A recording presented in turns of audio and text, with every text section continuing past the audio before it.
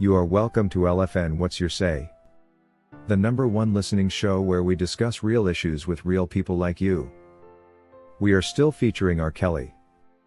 Real name, Robert Sylvester Kelly. Also known as the R&B King. A number of moves have been made by prosecution to make sure R. Kelly is nailed down to the wall at the end of this trial season. It however turns out it's not only the government prosecutors who plotted against the R&B King. There seems to be some private persons, especially reporters, who have also largely played a role in this takedown. Andrew Wyatt, popularly known for his role in Bill Cosby's trial as his publicist, spilled the beans when he mentioned that it was indeed Oprah Winfrey who funded the infamous R. Kelly and Gayle King interview. In his own words, Andrew said he tried to call R. Kelly several times to ask him not to take the interview, but eventually Oprah funneled a lot of money into it, and the interview took place. What I understand from this statement by Andrew is that R. Kelly's camp was not willing to take this interview until the event was turned into a sort of commercial transaction in which R. Kelly's camp as co-hosts would also get a share of the funds. That's more like bribing someone to take an interview with you. The reality, however, being that it wasn't R. Kelly involved in this negotiation. According to Wyatt, it was his then crisis manager that goes by the name Daryl Johnson, together with his attorney then Steve Greenberg, who could have been behind this scheme to make money. And indeed, according to his report, Andrew Wyatt, R. Kelly never saw a dime of this money that Oprah rolled in. We know that Oprah has always financed Gayle King's interviews and more, as a way to support the career of a big-time tight friend, but in this particular case, all the facts together show that she had a business interest in the Gayle King and R. Kelly interview. Oprah took her interest to another level when she made sure that those around Kelly, people who were supposed to be his life support system, were paid off to accept this life-threatening interview with R. Kelly. An interview that further ruined his personality more than humanize him.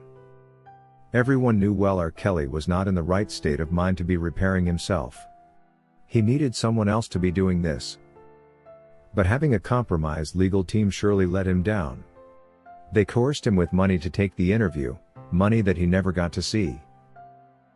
I know Robert, I tried to stop Robert from doing the Gayle King interview.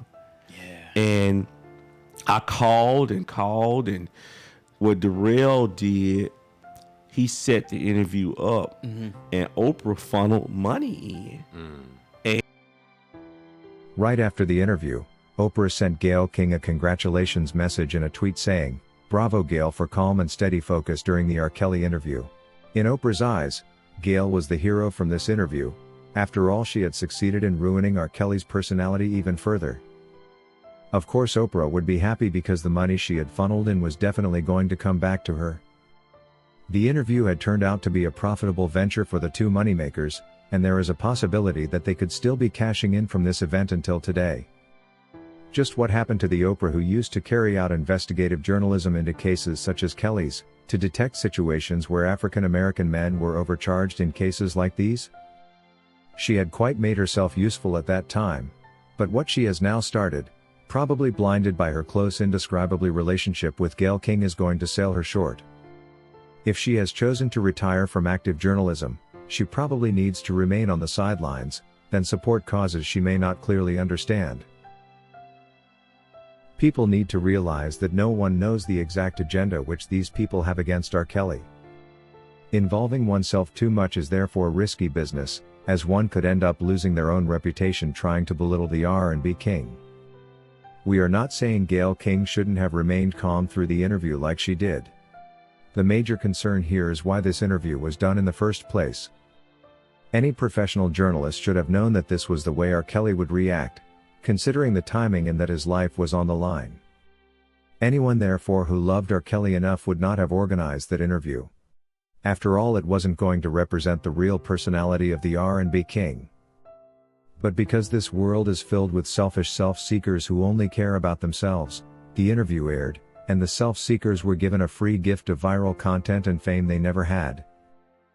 Gayle King also mentioned that Oprah Winfrey called her right before the interview started to ask if she was afraid. Oprah called me and said, "Are you okay? Are you afraid?" I was never afraid. It sounds like the two had been planning an attack against an enemy. Indeed, Questions Gayle King asked R. Kelly, and the way she did ask them will tell you how much of an attack on Kelly this was. Gayle King never gave Robert a chance to express himself. She kept interrupting him and forcing in new questions, repeating herself at instances. That was not an interview to me. It was an ambush. While Gayle was asking R. Kelly how multiple women could all be lying about him, she forgot that she too has the whole world talking about her relationship with Oprah and its details. Is she trying to insinuate that what the people say is true just because of their numbers? Perhaps R. Kelly should have asked her a counter question like that. Maybe then she would have realized the mistake she was making. And that the number of accusers has completely no correlation with whether what they say is truth or lies.